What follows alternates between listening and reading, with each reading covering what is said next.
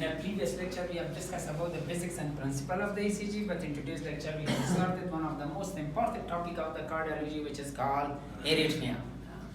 This arrhythmia, or this title, or this topic is made from two parts. One is A, without, the meaning of the A, without, the second meaning, arrhythmia. It means without rhythm, but it is impossible. It means heart doesn't have rhythm, but it is impossible that the heart does not have rhythm.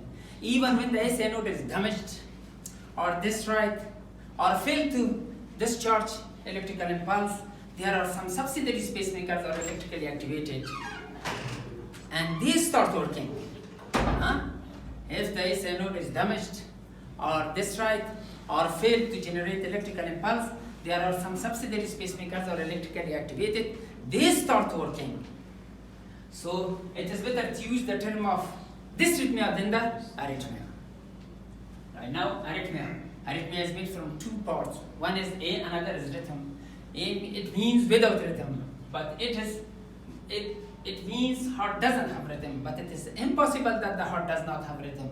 Even when the SA node is damaged, or failed to produce electrical discharge, or fail to generate electrical impulse, there are some subsidiary pacemakers are electrically activated, or there are some latent pacemakers are electrically activated. These two subsidiary pacemakers, after the SA node which is activated, one of his renodal escape rhythm, another is ventricular escape rhythm. So and therefore it is very important to use the term of dysrhythmia than the arrhythmia. This was our topic. Definition of arrhythmia. A very simple and new definition for the arrhythmia. Disorder in impulse formation as well as in impulse transmission is called arrhythmia. A new definition for the arrhythmia. Disorder in impulse formation as well as impulse transmission, that is called arrhythmia. Or in other words, if there are abnormalities in regarding of rate and rhythm, this is also called arrhythmia. Why rate and rhythm? Because rate and rhythm go hand in hand during the interpretation of the ECG. Now, to identify the rhythm or to diagnose the rhythm, we need to have a rhythm strip. What is a rhythm strip? A rhythm strip is defined as a prolonged recording of the ECG just from one lead, especially lead 2. For diagnosis of the rhythm or for identification of the rhythm, we need to have a rhythm strip. What is a rhythm strip? A rhythm strip is prolonged recording of the ECG just from one lead.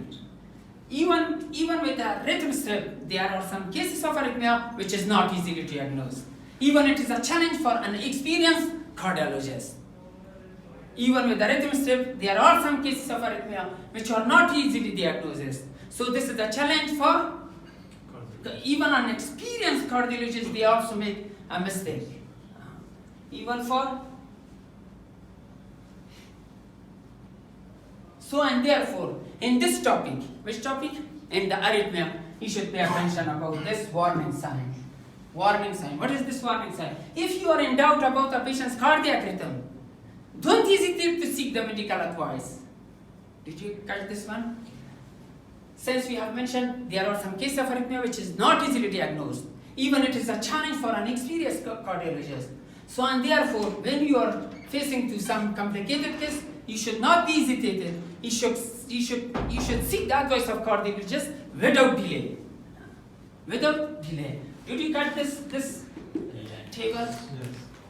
If you are in doubt about a patient's cardiac rhythm, don't hesitate to seek the advice of cardiologist. Without delay, you should seek the advice of the cardiologist. Because within a few seconds, the patient may go to cardiogenic shock and some other problem. That is why we should pay attention about this warning sign and we should not this warning sign. If you are in doubt about a patient's cardiac rhythm, don't hesitate to seek the advice of the cardiologist. So this term is very useful for those patients who have got arrhythmia as well as hemodynamic change. This term, especially for example, you are working in emergency room and you don't have more experience about the ECG. There is a patient that they have got arrhythmia and hemodynamically unstable patient. For example, the blood pressure was 90 or 80 or 50 or 60 and pulse rate is not palpable. This is a hemodynamic change. In such a case, you cannot make a decision. So you should consult with those people who are expert of the ECG, or you should seek the advice of the cardiologist very soon. This is why they say warning. This is if you are in doubt about the patient's cardiac rhythm, don't hesitate to seek the advice of cardiologist. Immediately you should consult with him, because if you give us chance, the patient will die. This is the warning sign. Now we will move to the classification of the arrhythmia. We have got different classification for the arrhythmia. The first one is regular versus irregular. Regular versus irregular. The second is tachy versus brady. And the third one, supraventricular tachycardia versus ventricular tachycardia. Narrow QRS complex versus wide QRS complex. Normal hemodynamic arrhythmia versus abnormal hemodynamic arrhythmia. Shockable arrhythmia versus non-shockable arrhythmia. So this was the classification of the arrhythmia. A regular versus irregular. Regular meaning the patient PQRST normal, there is no any arrhythmia is seen. This is called regular. This is a regular. This is a regular. But this one is irregular. So the first classification, regular versus irregular. The most example of irregular rhythm, atrial fibrillation. Tachy versus brady. When the heart rate is more than 100 beats per minute and the PV is upright in lead 2 and inverted lead AVR, this is called tachycardia. Right now we will discuss about the bradycardia. If the heart rate is between less than 60 and the PV is upright in lead 2 and inverted in lead AVR, this condition is called bradyarrhythmia. Right now, supraventricular and ventricular tachyarrhythmia. This is anatomical classification. Supraventricular tachycardia started from the SA node, anatomically. Another supraventricular. Right now, we will discuss about these types. First, we will start it from the SA node. Those arrhythmias which are related to the SA node. These could be explained here one by one. First, normal sinus rhythm. Normal sinus rhythm is a rhythm in which the heart rate is between 60 to 100 beats per minute. On the average, 72 beats per minute. The PV is an upright in lead 2 and inverted in lead EVR. This is the criteria for the sinus tachycardia. Right now, we'll go to sinus bradycardia. Sinus bradycardia is a type of arrhythmia in which the heart rate becomes less than 60 beats per minute and PV is upright in lead 2 and inverted in AVR. This is called sinus bradycardia. The second, sinus tachycardia, sinus bradycardia, sinus arrhythmia. This is a physiological condition. During this period, the heart rate is changed during the inspiration and expiration. During the expiration, heart rate is increased, so the RR distance is decreased. During the expiration, the heart rate is decreased. The heart rate is decreased, and the RR distance is also increased. This was about the sinus arrhythmia. Sinus arrhythmia is a physiological condition during which the heart rate is changed during the inspiration and expiration. After the second, sixth sinus syndrome. What does it mean, sixth sinus syndrome? Sixth sinus syndrome is defined as a collection of the impulse generation as well as conduction disturbances. Under the topic of the sixth sinus syndrome, we should discuss about sinus bradycardia, sinoatrial block, and sinus arrest. These three conditions, if one out of these three or three of them together is produced by the SA node, this is called sixth sinus syndrome. Sixth sinus syndrome is defined as a collection of the generation of the impulse as well as conduction problem. This problem is related to the SA nodal function, and this is include three important things. One is sinus bradyarrhythmia, another is sinoatrial block, and the second sinus arrest.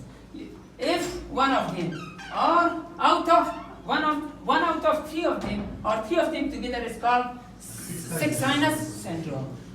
After the sixth sinus syndrome, we will move to after the SA node, we will face to the atrium. Those arrhythmia which are explained under the topic of the arrhythmia. First, we will discuss about the arrhythmia part, paroxysmal atrial tachycardia. After the atrial tachycardia, we have got to, according to the rate, step by step. First, paroxysmal atrial tachycardia. The second, flutter. And the third one, fibrillation. And the last one, AV or AV.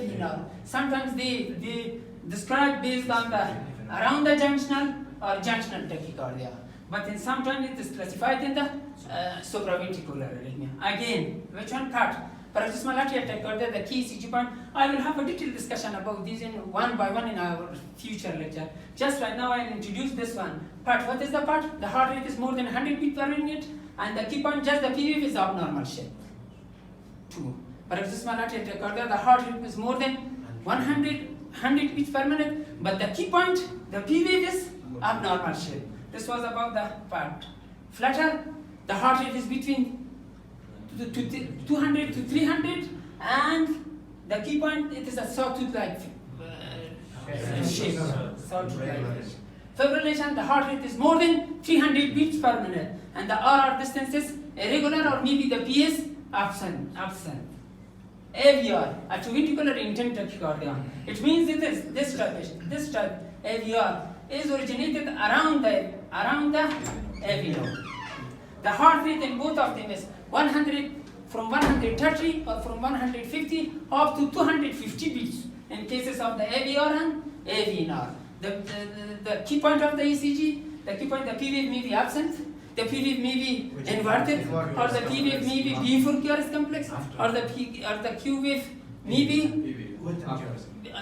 after, or the P wave may be after the QRS complex, or the P wave is buried in the QRS complex. So this was AVR, atrioventricular reintent tachycardia, and AV nodal reintent tachycardia. The heart rate reached from 150 to 250 beats, and the AVR, the P wave may be inverted, may be buried in QRS complex, maybe before QRS complex, or maybe after QRS complex.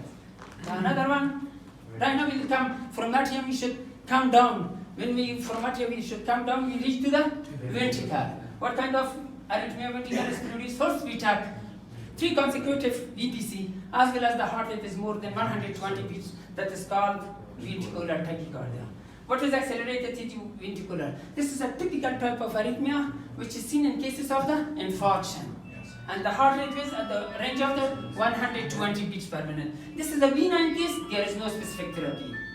This is accelerated ventricular. This is a benign case, it does not need any specific therapy. Tour-30 point.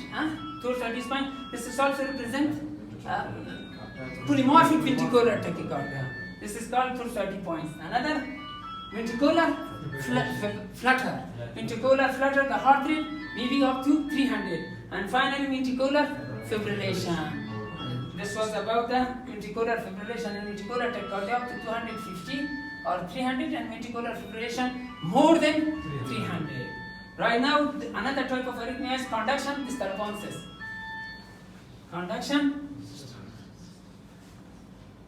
disturbances. Under the topic of conduction disturbances, we will start it from the SA node.